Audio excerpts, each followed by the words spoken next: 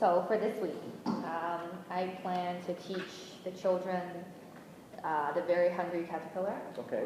and I did that. Okay. I think what worked well is that the students are very engaged. Mm-hmm.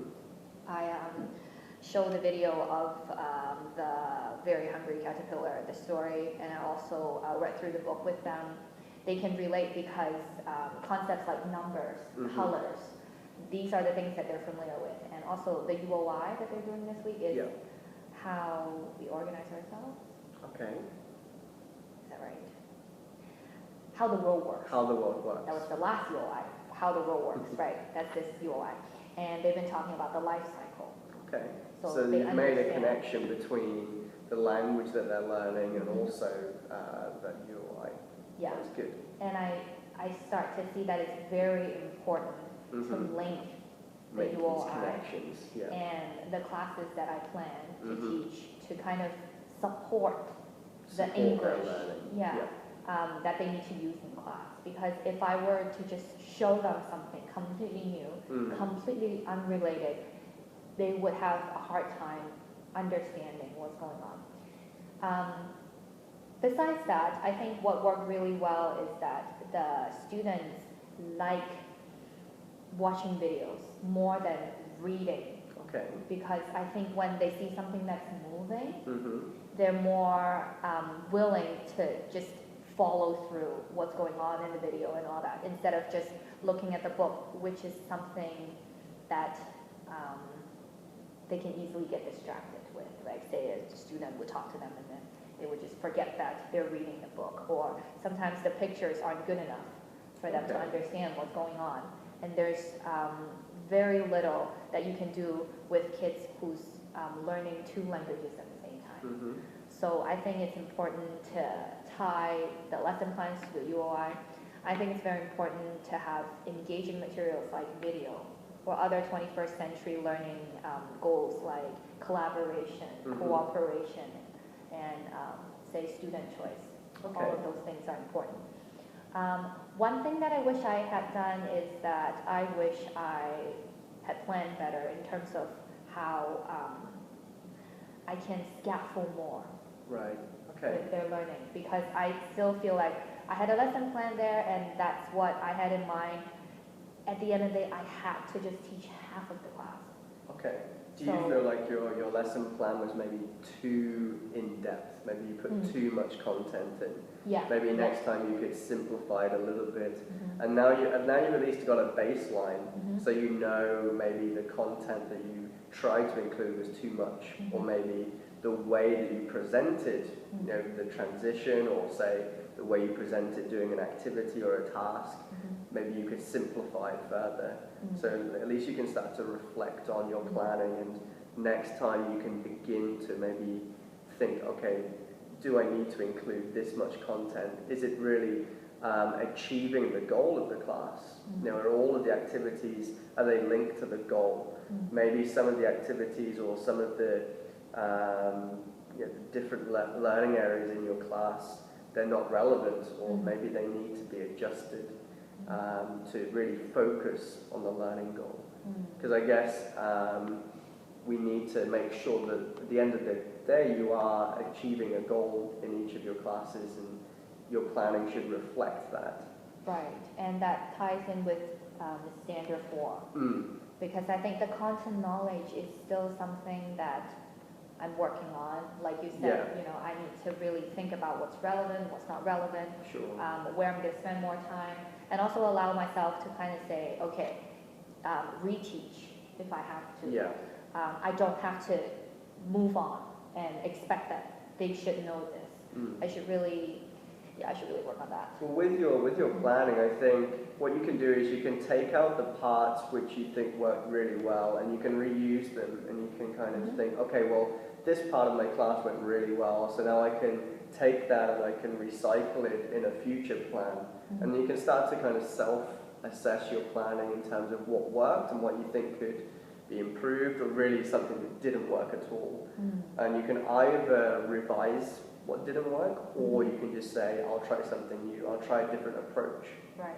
So maybe when I look at your video of your class, Yeah. I'll see which areas maybe we can revise, improve, and we can talk through that together. And then we can also have a look and see the parts which maybe just didn't work at all.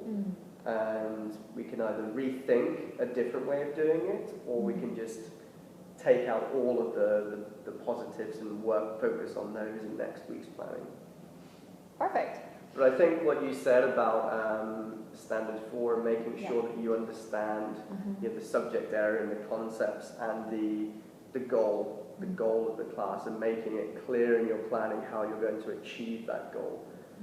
I think that should be the main core focus for next week's planning.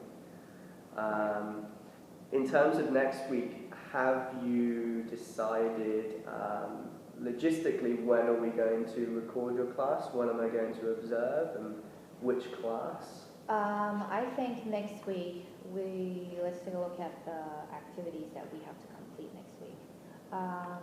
Here. So next week, I have to record a video of myself teaching again, and I'm not sure if you have time to go into the classroom and observe. I would like to come and observe. Yeah, right, I think having the video is good to reflect on, but it doesn't always give the whole picture. I think being there and actually observing and seeing exactly, not just what you're doing, but how the children are responding to what you're doing. That maybe can't always be captured in a video. So I think it would be good for me to come in and see, exactly the whole class dynamic. Okay. Should we do that Monday first class? Monday first Monday class. is the assembly. Oh, right, Monday's the So assembly. So Tuesday? Tuesday morning at 9:15. And which class will that be? That would be the OWLS class. Tuesday 9:15 with the OWLS. How did you find setting up the video and recording your class this week? Did you find it worked well? It worked well. I went into the class and I told the class teachers that I'm gonna record part of the lesson, and I already told them last week actually, so I was just making sure that it was okay. And I had the camera set up like this, and the kids, it was away from the kids, so they wouldn't touch it or play with the camera, and it worked well.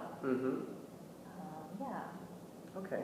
And the audio was good. I could The hear audio myself. quality was good. Yeah, okay, quality so was we good, don't need to make any changes in terms of the recording. Right. You think the recording is okay? Yeah, I think the recording's okay. So this week, did you record in the OWL class as well? I recorded both classes. Oh, hippos and owls. Okay. I'm gonna choose the better one to present. But I mean, I think I like the 9 o'clock class because the children are more ready in the morning. Yeah, I think they're in the it's afternoon, around, they're a little tired, they've just woken up from a nap. Right. But I think in terms of getting an overall picture, that maybe we could do an afternoon class in the future. Sure. Just to get a comparison and just to see, if we can see if there's anything we could do to improve, say, an afternoon class. So we can have that comparison to look at. Okay. Good idea. Okay. So in terms of the content we're covering next week.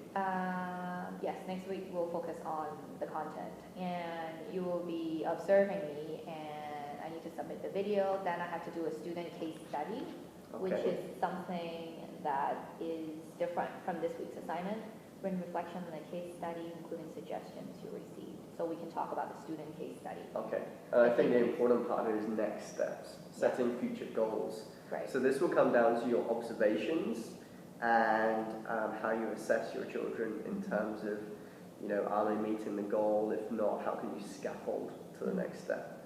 So next week, I think, when you're planning, think about your documentation techniques, maybe what assessment tools you're going to use that will allow you to focus on the goal, the objective for that particular class, and then how you can use all the information you get to analyze it and then set a clear goal for next time. So really think about scaffolding and the approaches to scaffolding. So how are you actually going to help that child to get to the next step? So that's maybe something to consider in your planning for next week. Okay. The documentation, and then the assessment, and then thinking how. So are you going to select a child, or are you going to think retrospectively you're going to assess multiple children and then do a case study based on one? Or are you just going to choose a child? Are there any requirements? I think we have to meet and select a student. Select a student, Study, okay. and should One be one who's struggling struggling with academic achievement or behavioural This is issues. what we just talked about earlier, so Yeah. we can focus on this So part. the OWL class. The hours class. Ooh, okay. Yeah, we can talk about We can discuss later. later. Please. Yeah, but I already have a couple of students. I have a few in mind. Yeah, that in mind. Do you fit? I That do think fit the criteria here. Who's struggling with academic academic achievement or behavioural Yeah. issues in the classroom. Mhm. Okay. Well, we Okay. can think about this at a later date. Yeah, I can also think about this in my lesson plan. Yeah. When, Yeah. like how I'm going to differentiate, how I'm going Differentiation. to, Yeah. yeah. That's important because you will have, especially in the classes you're teaching, they're quite big and they have a variety of different learning abilities, interests, and behavioural needs. So these are all things that I think next week in your planning you really have to make sure you're covering. How are you going to address interests, ability, and special consideration? Because you want to build an inclusive environment, and you need to kind of think of the strategies in your planning that can facilitate, including everyone. Right. So this is something we can review once you've finished your planning, Yeah. and we can go through it and go see if through we it. are differentiating and how the approaches you're using now, if they're okay, or if we can make a few adjustments. And But- this is for you. Okay. The mentor evaluation Yes. next week. Yeah. So when you observe me, you can complete this on Sure. the platform. So just a quick, I guess, overview for the things that we have to do. Let's go to the syllabus. So every week, I think you need to, if you're not observing me, you would need to say, Observe the video. observe the video. Yeah. So every week, there's one assignment Yep. that you have to complete. No problem. And we can always talk about this in our meeting to make sure that Sure. this is, oh my gosh. Don't look too far ahead. So this is every week. So this week it would be self-assessment. I think I need to complete this, but I think you can access I'll have a that. look Yeah. on my. We can actually take a teacher. look at that later. Yeah. But I already got the This is all video. And, criteria. yeah, this is So all the you have criteria, to so I, make sure you look at the tasks and make sure you yeah. are assessing yourself So this is and then uploading the reflecting. next, my last activity for this week is to reflect on the teaching, Reflect, which yeah. is self-assessment and then reflecting, talking about like progress. And I had to analyze, and I have to basically assess myself.